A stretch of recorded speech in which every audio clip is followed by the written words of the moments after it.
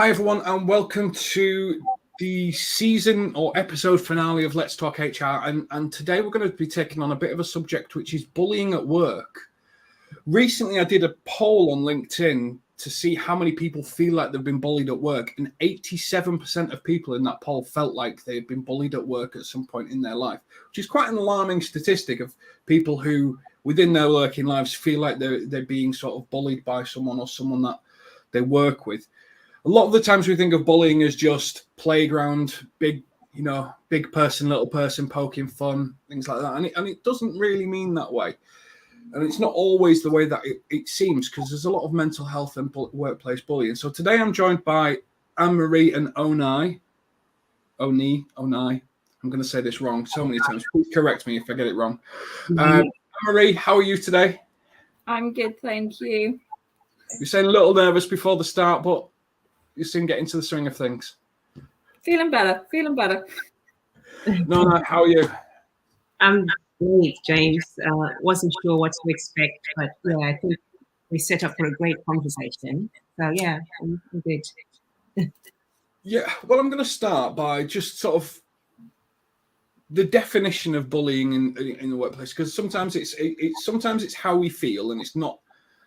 And it may not be that case, but bullying is seek to harm, intimidate, or coerce someone who is perceived vulnerable. And it's the perceived vulnerable part that I'm not necessarily comfortable with in the definition, Anne-Marie, because how do you know if someone's vulnerable if you're being aggressive towards someone? What do you think? You've got very little way of knowing, really. I think it's vulnerable depending on, internal factors and external factors. There'll be an element of vulnerability that always comes, I think, from an individual and from their point of view and how they see themselves in their environment. The same as if you're looking externally towards them, vulnerable key things, anybody that's on their own in a position of isolation, has no peer support, no supporting structures around them. It's a tough one because I feel like it's very subjective. It's not something that's objective, boom, this is vulnerable. It's very fluid. Yeah, I tend to agree. I think when I was in my most vulnerable state, nobody had a clue. I wouldn't tell anybody. You just you start to regress and sort of isolate from everybody, and then it just mounts, doesn't it? Because you've got nobody to sort of release that sort of pressure or stress to, and you're feeling like you're failing at everything, and it builds, doesn't it? And I guess, Uni, have you ever experienced that sort of or workplace bullying or been involved in in a HR experience of workplace bullying? I have, James, and after so many years doing HR and listening to people complain about bullying and doing employee relations cases, managing complaints and grievances around bullying, I found myself for the first time in the very unfortunate situation of being bullied. And I got to understand really and properly for the first time what it must have been like for people that had come to me in the past in my capacity as HR. For the first time, I was able to really understand what people were going through. And I think for me, the most unfortunate thing was that this was in HR. I'm an HR professional. The bullying was in HR. And, we are the custodians and ambassadors for, good work environment. So that was really sad for me that I had to experience that. But to some degree, it opened up a lot for me. It brought me a lot of insight and perspective. So, yeah, it helps me to look at things differently now. And it must be, I think of it from my perspective, if I was to come to HR with a situation like that, you've got the tools and the experience and the knowledge to know how to approach that sort of process. But if you yourself have experienced it, then you're against somebody that's got all the tools and weapons at their disposal to, I guess, utilize it against you at the same time. It's not it's almost more exposed, or it is. You know what I mean? It is. And I remember one key moment when I'd never accessed, the counselling services that we get, from work. I'd never, thought about it. I've never had to. But I remember on this occasion speaking to somebody, from the counselling services, and they asked me whether I'd spoken to HR about my issues. And I just felt so despondent in that moment, because I sat there thinking, I am HR. and I felt a sense of, I can't explain the feeling that the thoughts that were going through my head, a combination of shame, sadness, disappointment, that I had to be talking about bullying in HR when I really shouldn't be. So absolutely. Yeah. I often refer to HR Anne-Marie as Switzerland. It's the place where it doesn't try to get involved in anything unless it's asked to sort of mediate a situation. But if it can get very hard to self-regulate, can't it? How does HR self-regulate itself in this type of a situation? Oh, I think it's a really, really tricky one. For me, professionally, I think acting as Switzerland is the better thing to do, and to hold that neutral ground and act as you are the person with the tools and the policies, and you've got the means to respond to bullying, but you're very much and should be in a position where you do that so that you don't favour one side over the other. And I think it's really tough when you're in HR, because I think you can be influenced towards one side more than the other, whether it's by the wider business and somebody that's seeking your advice and guidance about a situation, a manager, or whether it's within HR itself. I think actively acting as Switzerland and trying to maintain that composure is the way to do it, but it's tough, really hard, not easy at all. And how did you deal with the situation in what was the outcome, without having to go into sort of too much detail? Are you through it now? You're in a good place now? I am through it now, James and Marie, and I think it was.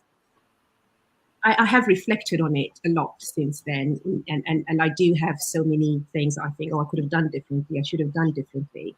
I have challenged myself as a senior HR professional in terms of maybe I could have done a little bit more to kind of amplify and role model what we should be doing in HR. Maybe protecting, or my sanity was the most important thing at that point in time. So I am past it, but I've had a lot of learning from it.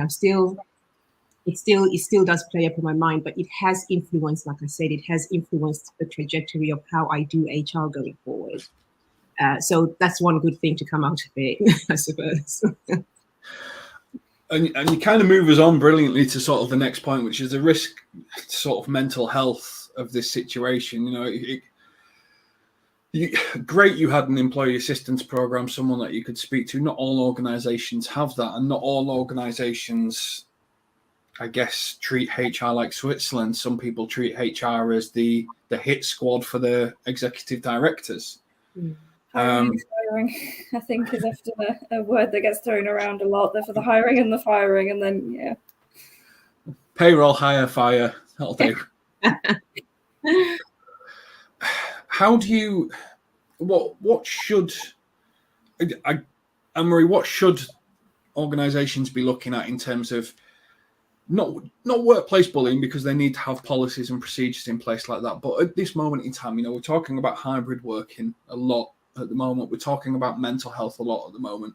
And I think bullying and online bullying, gets given a cool name of trolling, but technically it's an attempted bullying, isn't it?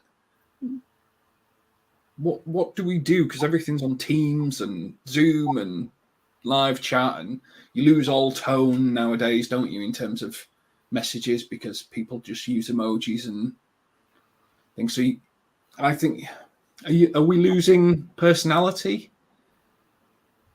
or context in our conversations? What do you think?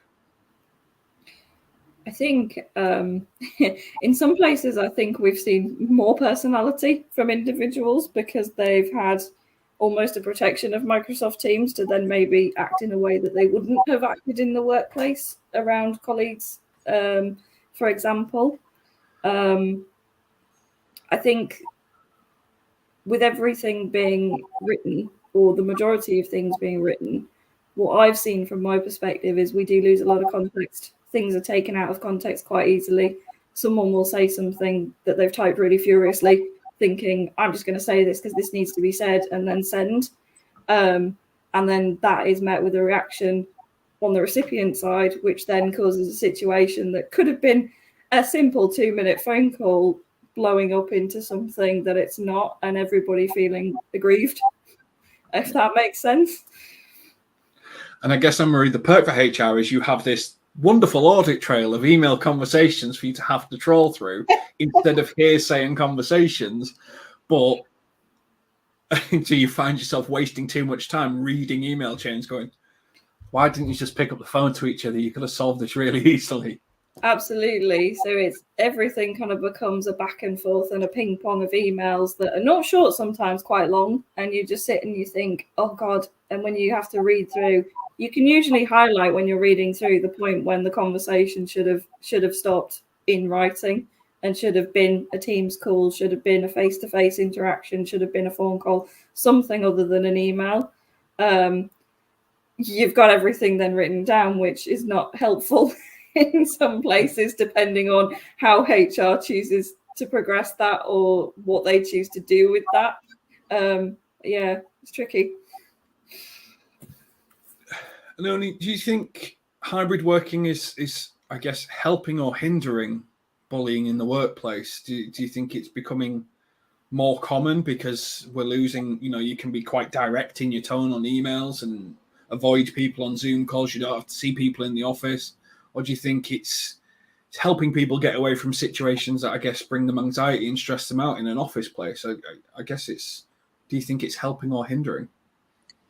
I think it's very nuanced, James. So if I take, for example, my experience, I think it helped that on some days I didn't have to go in to work because it was very difficult having to face, the individual that, that was bullying me, for want of a better term. But also it kind of then also isolated me from, the peer support, and isolated me from other things that could have been maybe helping me manage my emotions and feel better about my work and the organization and reach out easily to a colleague as easily as I could have. So I think it's very nuanced, but I think there are quite a lot of tools and resources. I mean, I see loads on Twitter every day about how managers, we can engage people, in a remote, working setting, in a hybrid setting. What are the tools that we can use for engagement and making sure that we do not lose that connection? And I think there is something about how we encourage the organizations to actually use those tools, because hybrid working is probably not going away. Remote working is probably not going away, and probably there was a reluctance to engage with some of these suggestions or initiatives on how to engage people remotely because people thought we were always going to go back to the office. So I think that would be a really good thing to do if we are going to kind of also help, some of these help people manage these experiences of bullying and preventing bullying even, I think. Yeah, and another poll I ran on LinkedIn, just because I run polls, it seems, at the moment, is which day do people feel like they would prefer to be in the office? And I gave the options of Monday, Wednesday, and Friday, because I figured if anyone picked Tuesday or Thursday, they were wrong. And overwhelmingly, people picked Wednesday because they've gone through 2 days of work, they've started a few things, go in the office as a bit of a checkpoint, and then they can run out till the end of the week, which took me aback because I thought, well, it kills some of the social element. If people wanted to go out on a Friday and build some social team bonding, and Mondays in terms of to just get a plan for the week. In terms of that, does that shock you, Anne-Marie? Is that what would you have picked Wednesday, or would you have gone for one of the others? I probably would have picked Wednesday, to be fair, either a Wednesday or a Friday, because Wednesday you've kind of done the 2 days of work. It's that midpoint check. You can kind of take stock of where you are and what you've done, and then carry on for the rest of the 2 days. So I agree with it being a good checkpoint. I think for me, Friday would be maybe a day in the office, either for the social element or more likely because you can just close things down before the weekend. You can feel like you've actually done and switch off and, close the computer and leave it, rather than, working from home on a Friday and having the temptation to stay on after hours, or, I'll just finish this extra bit or this extra bit. It brings a bit more of a close to the day, I think. Yeah, I used to like the drive home. It used to help me switch my brain off. And if I did that on a Friday, then you're going into the weekend. So that kind of makes sense. What day for you, Oni? Monday, Wednesday, or Friday? I'm not giving you Tuesday or Thursday. I've always thought I'd have a Monday and a Friday, but actually just listening to you and Anne-Marie, I think Wednesday does have some real logic to it. So I think I'll go for a Wednesday now. I can see the sense in that. And I guess bringing it back to workplace bullying, and how that sort of works. If someone comes to you as a HR professional and says, look, I'm having a real struggle with this, and they should be able to come to you, you're Switzerland in this situation, you're not going to just stick your size 10s in and say, right, I'll get involved. You're going to try and coach them through to deal with it themselves. I guess one of the coaching things that we can give them, Anne-Marie, is we can say, well, why don't you come in on a Tuesday, crazy person there, if they're in on a Wednesday, and just give yourself a bit of separation whilst the immediate emotions of the situation sort of de-escalate. Do this to sort of de-escalate the situation, and just tell them how you feel, and just sort of gives you that ability, doesn't it, to sort of take the sting out of something as opposed to seeing them every day. Yeah, absolutely. So I'd kind of mentally done a bit of back and forth on this question, kind of thinking, oh, does it help or does it hinder? And I was sort of leaning more towards helping for that reason, because it's allowing you, if you're an individual in a situation where you're experiencing bullying, you are allowed, or you have the ability to step back and step out of it, and to actually take stock of what's going on from a more reflective and calmer place and state of mind. You can give yourself that time to think and actually evaluate what's happening. Is this happening to me? And try managing it in some way. I think if you're a manager and you're dealing with a bullying kind of situation, trying to, I'm not sure where I was going with that second bit. I think I've probably made the point already. Yeah, I think I know where you're going. Like, because if you're the manager and you're and I guess you're seeing this going on. Let's say like you get a 360 feedback. You've got to be coached in that feedback to start with, don't you? You can't just see all this negative stuff about you, which is expected. It's the idea of feedback, because you're going to react. Go, I know who wrote that. I know who wrote that. And normally you've got an L&D manager or your HR who've done the 360 to go, no, but think about what it means. Take some time, take the sting out of the situation about how you're feeling, and then think about it. And I guess if you're a manager and someone's got a bullying accusation against, or if you're a manager trying to manage a team and two people butting heads, one feeling like the bullied and one not, and there's not sufficient evidence for you to do something, that spreading them out and just giving yourself some time to understand what's going on a little bit more and get involved in the dynamic, it's probably quite helpful. I think that's where you were going. Yeah, absolutely. And I think the way to do that is, easy as it might be, to be tempted to do it from, doing it remotely. No, I think if you're going to try and understand the dynamic, you need to be in the dynamic, but in a way that's not you're putting your feet in it, you're causing a problem, you're inflaming the situation. You're just trying to find out what's going on, and you're trying to hear perspectives, and you're trying to talk to people in an environment where they're comfortable, and it's a bit more human, I think, than just being on a screen and at a distance. So, Oni, what should somebody do if someone's working at this moment in time, they're working in HR or they're working in a different, you're in a different department, and you feel like things are crossing the line from constructive criticism towards just bullying actions. What should somebody do? What would be the first step that you'd advise them to do? I think the first step I would advise them to do is, like you said, just take that time, the reflection and kind of, try to really unpick what's happening here, and try and understand, your emotions, try and understand actually the context, try and understand what is going on.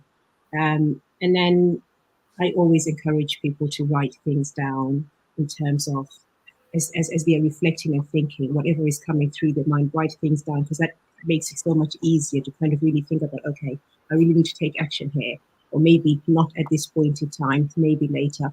And I think the danger sometimes is allowing things to go on for too long a time, because you're reflecting, you're ruminating, you're thinking, is it happening? Is it not happening? Is it happening? Is it not happening? So I think, like Anne-Marie was saying, the earliest that that you can and you feel comfortable and able to have a conversation with the individual that is putting you through that experience. Quite often it's a blind spot where they don't realize that that's what's happening.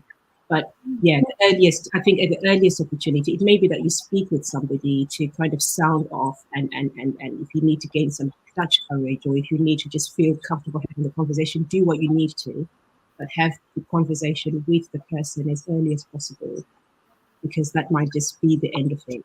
And not doubt yourself. Sometimes we spend too much time doubting.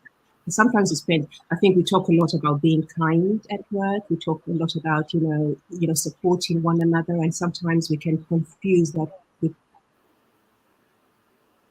allowing them to do what they want to.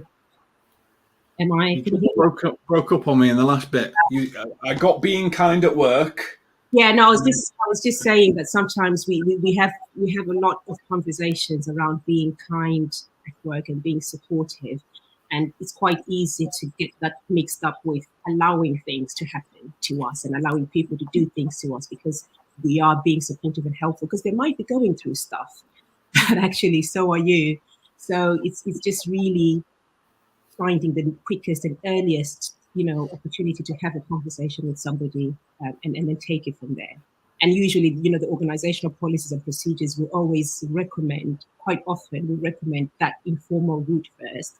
And obviously, if that doesn't work, then we can start thinking about the next steps from there.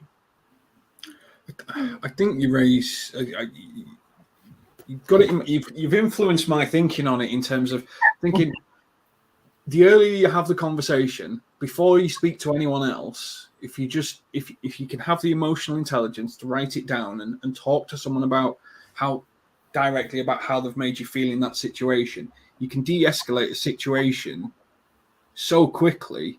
Whereas sometimes the more formal a situation gets, let's say you speak to HR, say you speak to your line manager, is normally the start of the escalation period, isn't it, Anne-Marie? Mm-hmm. Yeah, absolutely. And I think that's I've kind of seen it a few times. So it's one of those where an individual will kind of say, oh, well, I've spoken to HR. And there's an immediate kind of assumption that because they've taken that step, it's very formal, and they'll have had HR advice which has told them exactly what to do under a policy, which would normally be a grievance or something formal in how to address something. I think talking to your line manager's natural instinct, if it's not them obviously involved in the bullying, is going to be to try and do something to sort it out. So in raising it with them, it's almost are you doing that because you want them to do something, or is it because you're just wanting to raise it and have a conversation? So I think depending on kind of where you talk about it, I think one of the best things that you can do is just take that time and talk to somebody outside of those functions, whether it's a colleague in another department, neighbouring team, somebody that that you've got a good relationship with, that's quite good at reality checking sometimes you and what's happening. So you can say, well, this is what's happened, this is how it made me kind of feel, or this is the impact it had on me. What do you think? And if you've got a good colleague or sounding board, they'll either say, well, I mean, depending on your kind of colleagues, they'll say sort of, oh yeah, I can understand why that's come across that way, or you may be reacting to this more than you should because of you had a conversation already with that person earlier in the week and it didn't go to plan, and now this is another thing on top. that makes sense. Yeah, and I think, just admitting to my own flaws in my marriage, like a lot of the times, 10 things can happen between me and my wife, and then the 11th will happen, and bang, I react. And that might happen in a workplace, and then suddenly you've gone from accusing someone of bullying because you've got really aggressive and upset about it to you're the bad person in this because you've not taken the time to reflect and actually have a proper conversation with someone. I think brushing it under the carpet only just means it's going to come up as an issue further down the road, doesn't it? Unless you can address it with them. Oh, absolutely. And then you then get into that space where, we often talk about relationships becoming irreparable or irretrievable and things like that. And usually that 9 times out of 10 is because things have just gone on for too long and they become so entrenched. And there's an element of trust there, because I think somebody hearing, it's a bit like what we talk about in appraisal, nothing should be a surprise in an appraisal. Similarly, if behaviors are unacceptable towards you, the sooner you let the person know, the better. Because when you tell them 10 experiences down the line, they're going to find it difficult to trust you and your intentions, because you allowed this to continue for so long. What was the point of that, kind of thing? So yeah, absolutely, I agree. And sometimes leadership can get pressurized down. You've got targets, you've got objectives, you've got these things you want to achieve, and as we know, things fall downhill. So if your boss, if the director shouts at the boss's boss shouts at your boss then shouts at you, and it kind of trickles down.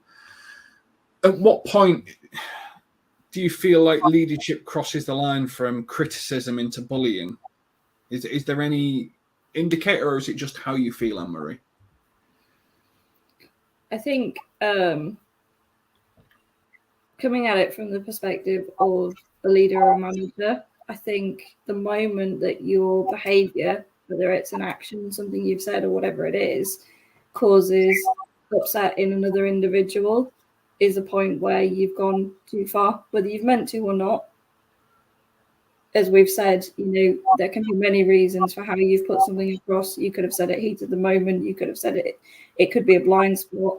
I think for me, it's very much the moment it causes a reaction in somebody on the receiving end that is upset, uncomfortableness, general kind of unhappiness. You've gone too far. You've stepped too far. And we're humans, aren't we? So it's not like we all have these defined lines where, right, this is too far on this subject, this is too far on that subject, because you might be having a good time at home and be able to take more, we can take more of that, but you might be having a bad time and take less. I think you mentioned earlier, Rooney, in terms of emotional intelligence is critical to this, isn't it? People are going to be at different points at different times and going to be able to take different conversations and different veracity of conversations at different times. And it's just about being an adult and having that conversation, isn't it? Absolutely. And I agree with what Anne-Marie was saying, because yes, I think, and what you were saying, James, we are human, but I think there is something, once you become a leader, and that's a conversation for another day, I suppose, what a leader is. I think naturally you take deliberate steps to know what good leadership looks like. You take deliberate steps to know what are the right things to say, what are the wrong things to say. You immerse yourself in learning that, because it's so important. And that's not to say you're never going to make a mistake. A one-off can happen. One-off or 2 incidents or 3 that are so far apart can happen, because we're learning every day. But the minute you upset people routinely, regularly, often, then it doesn't matter whether you are, it's all in the name of firm management and wanting to meet organizational goals. It becomes unacceptable and you just become a bully. So I think there is something about leaders naturally and inherently wanting or deliberately taking, that extra step to learn how to have these conversations. We wouldn't expect it. We shouldn't be expecting it from people in certain positions. And I think we need to be more, organizations need to be more challenging of that. Yeah. I agree. I think a really important tool when you're in a leadership role is thinking about how is something that you're going to do or say going to come across on the opposite, and so on the recipient side of things. How is what I'm about to say going to come across to them, and trying to kind of almost think about what's going on in their world, put yourself in their shoes, and just have that self-regulation before you do something that's going to cause a reaction. Absolutely. So, one of the things, I'm going to say, bullying isn't always bullying. As we said at the start, seek to harm, intimidate, or coerce, sometimes perceived as vulnerable. Now, the example I will use, and I'll give a couple of examples, one of which I will not ask you to answer because I don't think we should, but the National Rifle Association claim they're being bullied by the American public to put in gun regulation because people are saying it is this, that, and the other, whereas it is a constitutional right, and they're being bullied out of their constitutional right because children are getting shot in schools. Do you think that's bullying? And I'll ask Anne-Marie that first. Do you think they're being bullied? Oh, this is difficult. I can understand why they think they're being bullied, but I'm not necessarily, I wouldn't necessarily agree that that is the case. And I think there's an element in that where sometimes it gets said, and you hear it get said, that bullying is how it's interpreted or it's a perception. And that makes it really difficult. I can understand why they feel like they're being bullied if they're saying that what they believe is a right is being taken away from them or restricted in some way. Whether or not that's the intention, we know is not necessarily true. There's a different motive involved. If that makes sense. Yeah. Uni, do you think the NRA are being bullied by the American public? I find that very difficult to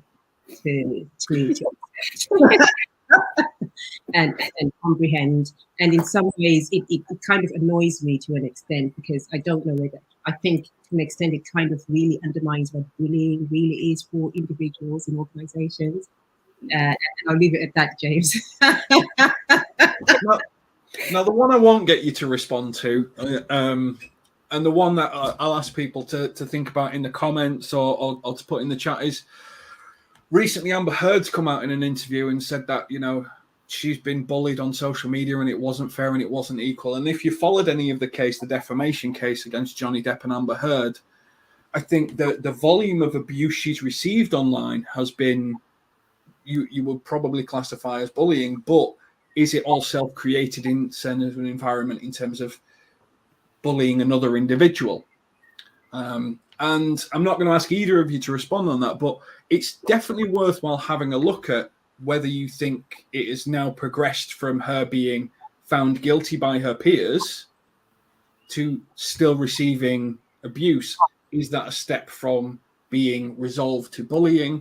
These are the types of things that we need to think about when we're talking about bullying. It can be a situation and a problem, and then it can still be exacerbated after the fact.